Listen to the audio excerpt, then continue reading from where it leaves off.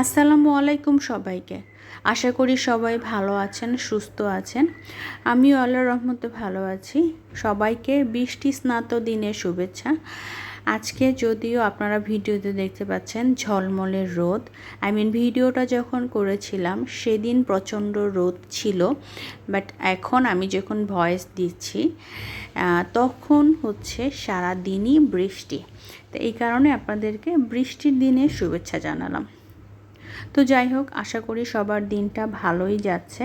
তো সবারই অনেক কিউরিসিটি থাকে, সবার বলবো না, আসলে অনেকেরই কিউরিসিটি থাকে যে রেডিয়েন্ট ফিশ ওয়ার্ল্ড এটা কেমন।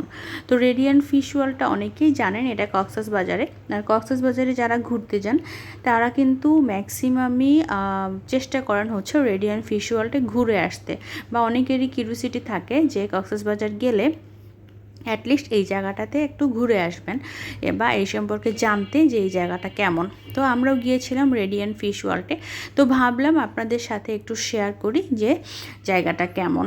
তো যাই হোক, তো কলাতলি বিচ থেকে আপনারা যদি অটো নেন, অটোতে হচ্ছে ভাড়া পড়বে আনুমানিক 50 থেকে 60 টাকা। তো অবশ্যই হচ্ছে আপনাদেরকে বার্গেইন করে আপনাদেরকে ভাড়া মিটিয়ে অ্যাকচুয়ালি উঠতে হবে। যদিও গভর্নমেন্ট থেকে ভাড়া নির্ধারণ করে দেয়া আছে বা সিটি কর্পোরেশন থেকে ভাড়া নির্ধারণ করে দেওয়া, এরপরেও হচ্ছে চেষ্টা করবেন বার্গেইন করে ভাড়া মিটিয়ে তারপর ওঠার, তা না হলে কিন্তু আপনাদের কাছ থেকে ভাড়া বেশি নেওয়ার সম্ভাবনা থাকে। তো যাই হোক, আমরা কিন্তু কথা বলতে বলতে কক্সবাজার শহর পার হয়ে রেডিয়েন্ট ফিশ ওয়ার্ল্ডে চলে এসেছি। দেখতে পাচ্ছেন ফিশ ওয়ার্ল্ডের শুরুতেই কিন্তু আমরা এসে টিকিট কেটে নিয়েছি। জনপ্রতি টিকিট প্রাইস খুব সম্ভবত 300 টাকা করেছিল। যদিও আমার ভিডিওটা বেশ একটু পুরনো, তো আমি এক্স্যাক্ট প্রাইসটা ভুলে গিয়েছি, যতটুকু মনে পড়ে 300 টাকা ছিল। তো যাই হোক, ঢোকার পরে যেটা হলো, সবার আগে হচ্ছে একটা ফটো বুথ থাকে। এখানে হচ্ছে যারা যারা ঘুরতে আসেন বা ভিজিটরদের জন্য ফটো সেশন করা হয়। সবারই ফটো নেওয়া হয় এখানে, মানে ফ্যামিলি সহ আসলে ফ্যামিলির সবাইকে নিয়ে ছবি তুলে রাখা হয়। এটা হচ্ছে ওনাদের একটা রেকর্ড হিসেবে থেকে যায়, এবং আপনারা চাইলে যখন এখান থেকে বের হয়ে যাবেন, চাইলে সেই ছবিটা প্রিন্ট করে নিয়ে যেতে পারেন, এবং যদি চান অবশ্যই আপনাকে প্রিন্ট করে নিয়ে যেতে হলে একটা এক্সট্রা পেমেন্ট করতে হবে। যাই হোক, আমরা কিন্তু এখানে চলে আসলাম। এখানে ভেতরে ঢোকার পরেই দেখা যাচ্ছে যে বিভিন্ন অ্যাকোরিয়ামে ভিন্ন ভিন্ন ধরনের অনেক প্রজাতির মাছ, এবং চাইলে আপনারা এখানে ফিডারের করে অনেক মাছের খাবার ওনারা সেল করতেছে। খুব সম্ভবত খাবারের প্রাইস ছিল 20 টাকা। তো ওই খাবারগুলি একটু পানিতে ধরলেই অনেক মাছ এসে খেয়ে নেয়, রং বেরঙের মাছ। এই জিনিসটা কিন্তু অনেক বেশি এক্সাইটিং ছিল। তো আমিও ওদেরকে মাছগুলোকে খাবার দিলাম। মাছগুলো মানে ধরার সাথে সাথে এসে মানে কি সুন্দর করে খেয়ে নিল। মানে বাচ্চারাও হচ্ছে অনেক বেশি এক্সাইটেড থাকে এই কাজগুলি করার জন্য। আর এইখানে হচ্ছে শুধু বড়রা না, স্পেশালি মেইন আকর্ষণ কিন্তু বাচ্চারা। কারণ বাচ্চারা এই জায়গায় আসলে এত রং বেরঙের সামুদ্রিক প্রাণী এবং মাছ দেখতে পায়, যেটা আসলে বাচ্চাদের পাশাপাশি বড়রাও বেশি এক্সাইটেড হয়ে যায়। তাহলে বুঝেন বাচ্চাদের কি অবস্থা।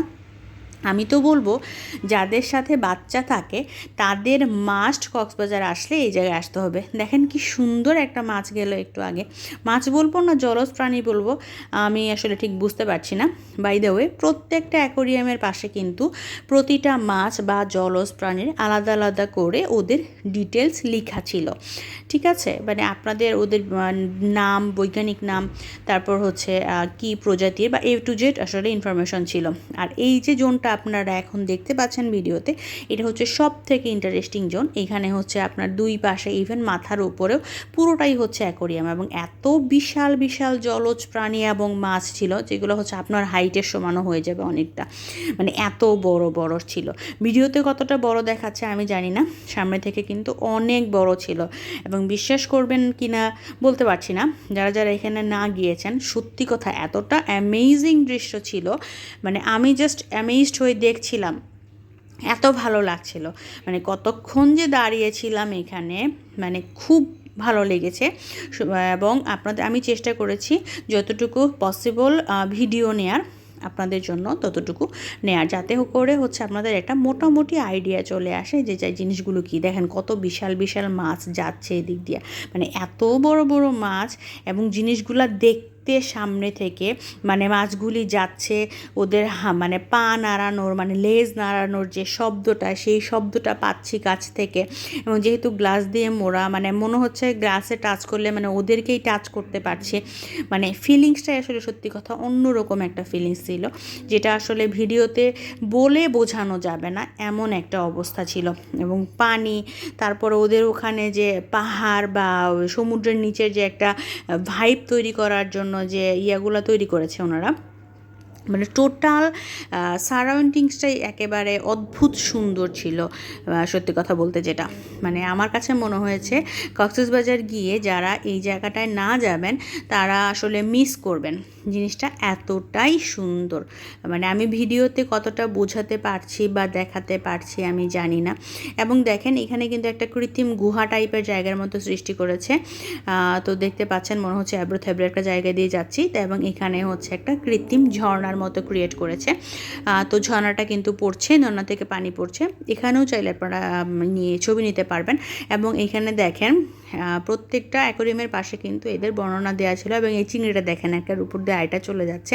মানে প্রত্যেকটা অ্যাকোয়ারিয়ামের সামনে আপনি যখন দাঁড়িয়ে থাকবেন, এদের কার্যকলাপ যখন দেখবেন, আপনি জাস্ট মুগ্ধ হয়ে যাবেন। এটা হাত পা নাড়ানো, মানে আমি একটা বড় মানুষ, আমারই এতটা ভালো লাগছে, তাহলে বাচ্চারা যখন যাবে বা টিনেজ কেউ যাবে বা বেবিরা যখন যাবে, ওদের কেমন লাগতে পারে আপনি বুঝতে পারতেছেন? মানে ওদের ফিলিংসটা, মানে এই ফিলিংসটা যখন আমার মনে হয়, মানে আমি তো জাস্ট ভাবতে পারি না যে ওদের কতটা ভালো লাগবে আসলে। দেখেন পাগুলি কি সুন্দর করে নাড়াচ্ছে। এবং এই কালারফুল মাছগুলো, এত পিচ্ছি পিচ্ছি মাছ, বাট কত সুন্দর সুন্দর কালার, মানে আল্লাহর কি অপূর্ব সৃষ্টি মনে হয়ে যায়, মানে আসলেই তাই। এবং এই মাছটা দেখেন মানে কাঁকড়া টাইপের, কাঁকড়া বলবো না, কামান টাইপের একটা মাছ, এটা মনে হয় রাজ কাঁকড়া বা কিছু একটা, হ্যাঁ এই যে রাজ কাঁকড়া। এবং এই মাছটা দেখেন উপরে মাথার মধ্যে কুজের মতো হয়ে আছে। যাই হোক, এখানে কিন্তু ফিশ ওয়ার্ল্ডে ফিশ থেরাপি আছে, মানে ফুড থেরাপি যেটাকে বলে, ফিশ দিয়ে মানে মাছ দিয়ে আপনার পায়ে থেরাপি টাইপের দেওয়া হয়। 10 মিনিটের সম্ভবত একটা থেরাপি দেওয়া হয়, আলাদা করে আপনাকে পে করতে হয়। মানে এইটা করলে নাকি অনেক পেইন দূর হয়ে যায়, কী যেন আছে, মানে এক্সপার্টদের মাধ্যমে দেওয়া হয়। মাছ এটা থেরাপি দেয়, মানে খুবই পেইন রিলিফ হয় বা অনেক উপকারিতা নাকি আছে। তো যাই হোক, আমি এটা করি নাই, আমার কাছে মনে হয়েছে মানে মাছগুলি চলাচল করবে পায়ের মধ্যে, সুসুরি লাগবে, এই কারণে করি নাই। তো যাই হোক, এরকম করতে করতে আমরা আমাদের ইডেন ফিশ ওয়ার্ল্ড ভিজিট করে চলে আসলাম। চলে আসার পথে বের হওয়ার এক্সিট জায়গাটা কিন্তু এরকম ছিল, এখানে হচ্ছে একটা মিউজিয়াম টাইপের আবার দোকান টাইপের ছিল। এখানে হচ্ছে পার্লের জিনিসপত্র থেকে শুরু করে কক্সবাজারের কিছু আদার্স জিনিসপত্র ছিল, ওনারা সেল করছিলেন। এখান থেকে আপনারা চাইলে কিন্তু অরিজিনাল পার্লের জিনিসপত্র থেকে শুরু করে পুঁতি টুতি আর যা কিছু আছে এগুলোও কিন্তু আপনারা কিনে নিয়ে আসতে পারবেন। এবং এগুলো কিন্তু অরিজিনাল জিনিসপত্র, এবং মোটামুটি বলতে গেলে যেহেতু অরিজিনাল জিনিসপত্র এবং রিজনেবল প্রাইসই বলবো। তো এই ছিল আজকের মতো, সবাই ভালো থাকবেন, আল্লাহ হাফেজ।